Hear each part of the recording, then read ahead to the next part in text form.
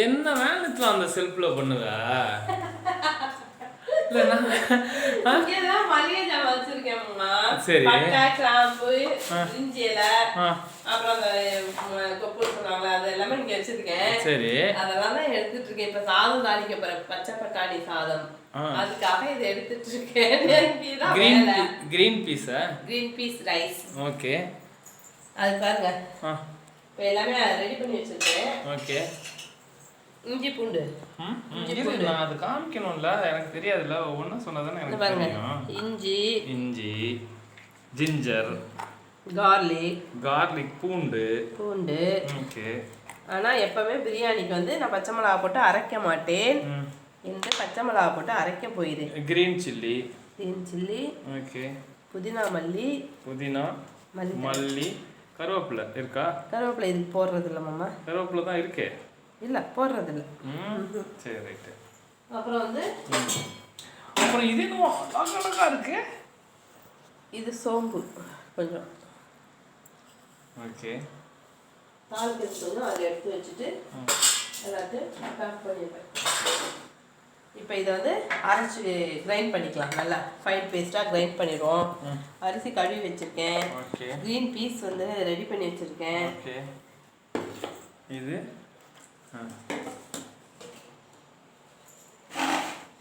தெரியுதா இல்லையா? நல்லாவே தெரியுது. சூப்பராக ஓடிட்டா இருக்கு. என்னங்க தெரியணும்ல, பாருங்க. என்ன தெரியணும்ல. எல்லாம் ரெடி பண்ணியாச்சு மாமா. ஓகே. இன்னைக்கு எல்லாமே அரைக்க போறேன். அரைச்சி அப்படியே டக்குன்னு தாளிச்சு விட போறேன். 5 minutes ரைஸ். இந்த மாதிரி நல்ல ஃபைன் பேஸ்டா அரைச்சுக்கணும் மாமா. இன்னொரு லைட்டா வாசனை பக்கா தூக்குது. இது நல்லா பேஸ்டா அரைச்சுக்கணும். நல்லா ஃபைன் பேஸ்டா அரைச்சாச்சு மாமா. இதுலயே நம்ம காரம் எல்லாம் போட்டு அரைச்சிட்டோம். கிரீன் தேவைப்பட்டா மிளகாத்தூள் தான். இதுவும் பக்கா கிரீனா இருக்கு. கிரீன் பீஸ் அண்ட் பக்கா கிரீனா இதுவும். ஆமா செம்ம கிரீன்.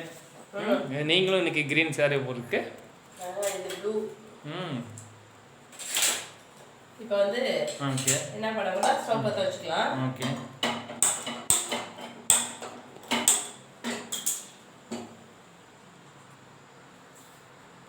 ஸ்டவ் பற்ற வச்சாச்சு. இப்போ இது ஸ்டவ் பற்ற வச்சுட்டு குக்கர் வச்சுக்கணுமா? குக்கர் வைக்கணும். குக்கர் வச்சுருக்கேன். இப்போ வந்து அதுக்கு வந்து கீ ஊற்றிக்கலாம். கீ. ஆமாம். ஓகே.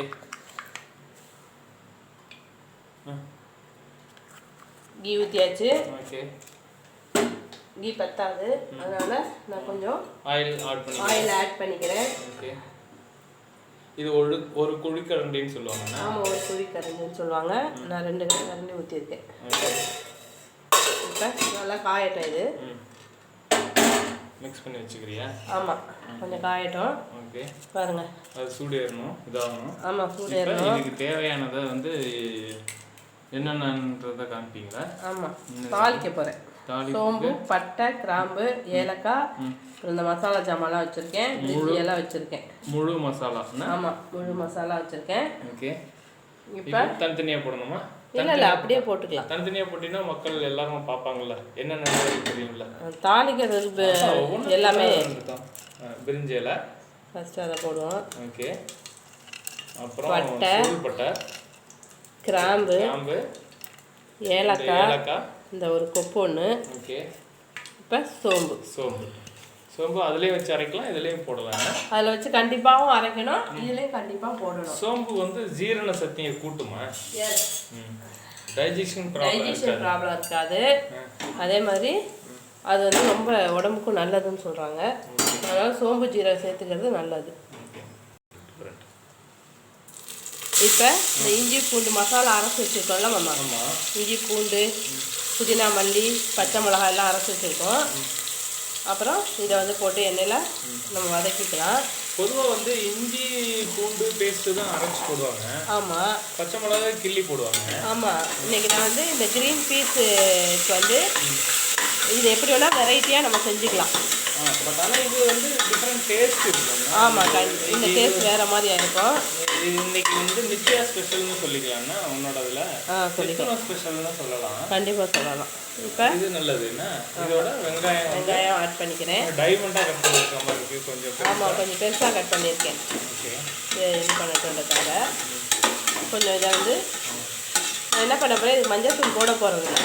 ஏன்னு கேட்டிங்கன்னா இது எல்லாமே கொஞ்சம் க்ரீனிஷாக இருக்கணும், அதுக்காக மஞ்சள் தூள்லாம் போடல. இப்போ வெங்காயம் வதக்கிட்டு இது பச்சை வாசம் போடணுமா? ஆமாம், பச்சை வாசம் போகிற அளவுக்கு வதக்க நல்லா வாசம் மனம் வருது பாருங்கள். இந்த மனம் வரும்போது உப்பு போட்டுக்கலாம். சாதத்துக்கு தேவையான உப்பு இதுலேயே போட்டுக்கிறேன். சால்ட்டு இல்லை, கல் உப்பு போட்டிருக்கேன். கல் உப்பு பாருங்கள், கல் உப்பு. மேக்ஸிமம் நான் பிரியாணிக்கெலாம் கல் உப்பு தான் மாமா போவேன். இல்லைன்னா தான் சால்ட்டு போவேன். நேரம் இல்லை, வாங்க முடியலன்னா போவேன். இப்போ நான் தக்காளி போட்டுக்கிறேன்.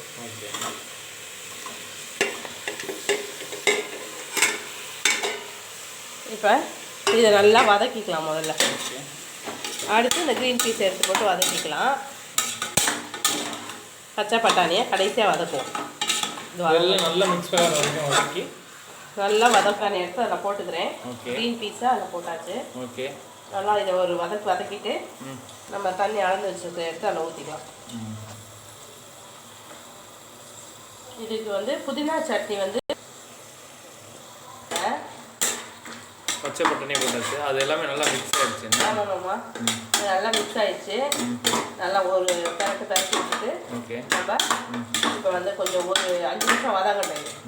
இந்த இதுக்கு வந்து சூப்பராக வதக்கிச்சுன்னா நல்லா மணமாகவும் இருக்கும். அதனால் ஒரு 5 நிமிஷம் இருக்கணும் அப்படியே. ஆனால் இந்த ஸ்டேஜில் பொறுத்த வரைக்கும் நீங்கள் பச்சை பட்டாணிக்கு பதிலாக வந்து இது செய்கிறவங்க வந்து என்ன நான்வெஜ் செய்கிறவங்க இந்த பச்சை பட்டாணி போடுறதுக்கு பதிலாக நீங்கள் வேறு என்ன வேணுமோ அதை ஆட் பண்ணிக்கலாம். சிக்கன்னா சிக்கன் ஆட் பண்ணிக்கலாம், மட்டன் ஆட் பண்ணிக்கலாம். ஸோ நான்வெஜ் இருக்கவங்க அதை ஆட் பண்ணிக்கலாம். கலந்து வச்சுருக்கேன் 1.5 சொம்பு 1.5 டம்ளர் அரிசிக்கு. ஓகே, இப்போ வந்து அந்த தண்ணி அதில் ஊற்றிக்கலாம். ஓகே, பாருங்க கலரே டிஃப்ரெண்ட்டாக இருக்கா. இப்போ வந்து நான் வந்து அரிசியும் அதில் போட போகிறேன். போட்டுட்டு குக்கரை மூடிட்டு 5 விசில் விட போகிறேன். டேஸ்ட் எல்லாம் பார்த்துட்டேன், கரெக்டாக இருந்துச்சு. நான் வச்ச மிளகாயே காரம் கரெக்டாக இருந்துச்சு. அதனால் மிளகாத்தூள்லாம் நான் எதுவுமே போடலை. இதான் டிஃப்ரெண்ட்டான ரைஸு. நீங்களும் செஞ்சு பாருங்கள். இல்லை, செஞ்சுட்டு சொல்கிறேன். இந்த மாடலில் பொறுத்த வரைக்கும் பார்த்தீங்கன்னா விஜயவாடாவில் வந்து இதுதான் அந்த சில்லி வந்து நிறைய யூஸ் பண்ணுவாங்க. பட் ஆனால் இதில் நீங்கள் க்ரீன் சில்லி போட்டிருக்கிறது வந்து பக்காவாக இருக்குது. ஆமாம், எப்பயும் அரிஞ்சு போட்டுருவோம். இன்னைக்கு வந்து நான் அப்படியே அரைச்சிட்டேன். ஓகே, அதனால் இந்த சாதம் செம சூப்பராக இருக்கும். ஓகே, இப்போ எல்லாம் ரைஸும் போட்டாச்சு. ஆமாம், அளவான தண்ணியும் கொடுத்தாச்சு. ஆமாம், இப்போ அப்படியே இது மிக்ஸ் பண்ணி விட்டுருணுமா? ஆமாம், கொஞ்சம் மிக்ஸ் பண்ணிக்கிட்டு இப்போ நம்ம குக்கரை மூடிடலாம். ஓகே, டேஸ்ட் பார்க்க வேண்டாம். டேஸ்ட் ஆல்ரெடி பார்த்துட்டே எல்லாம் கரெக்டாக இருக்குது. அளவு நீ கரெக்டாக போடுறீங்க. உனக்கு தெரியுது அந்த பக்கம் இவ்வளோதான் போடணும் அப்படின்னு. ஆமாம்,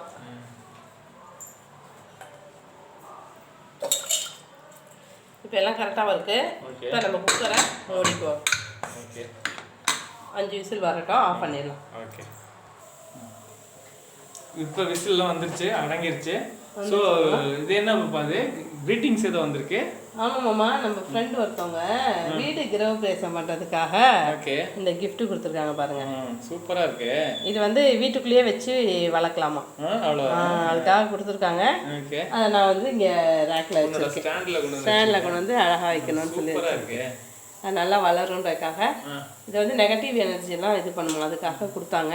சரி, நானும் அதை வச்சு கொண்டு வந்து ஒரு ஸ்பூன் தண்ணி ஊற்றிருக்கேன்.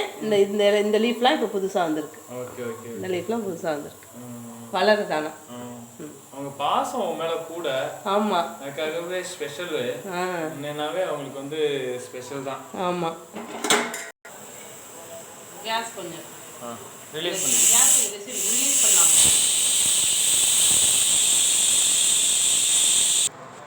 கிரீன் பீஸ் மசாலா ரைஸ் சூப்பரா ரெடி ஆயிடுச்சு. பக்காவா இருக்கு கலர். ஆமா, எல்லாமே கிரீன் கலர்ல இருக்கு பாருங்க. ஓகே, பாருங்க மாமா. Okay, green peas masala rice வந்து ஓகே செம்ம டேஸ்ட்டாக நல்ல க்ரீனிஷாக சூப்பராக இருக்குது. வாங்க சாப்பிடலாம். டேஸ்ட் பார்க்குறியா? செம்ம டேஸ்ட்டும் அருமையாக இருக்குது, பக்காவாக இருக்குது. வாங்க சாப்பிடலாம். Okay, thank you. சூப்பர்.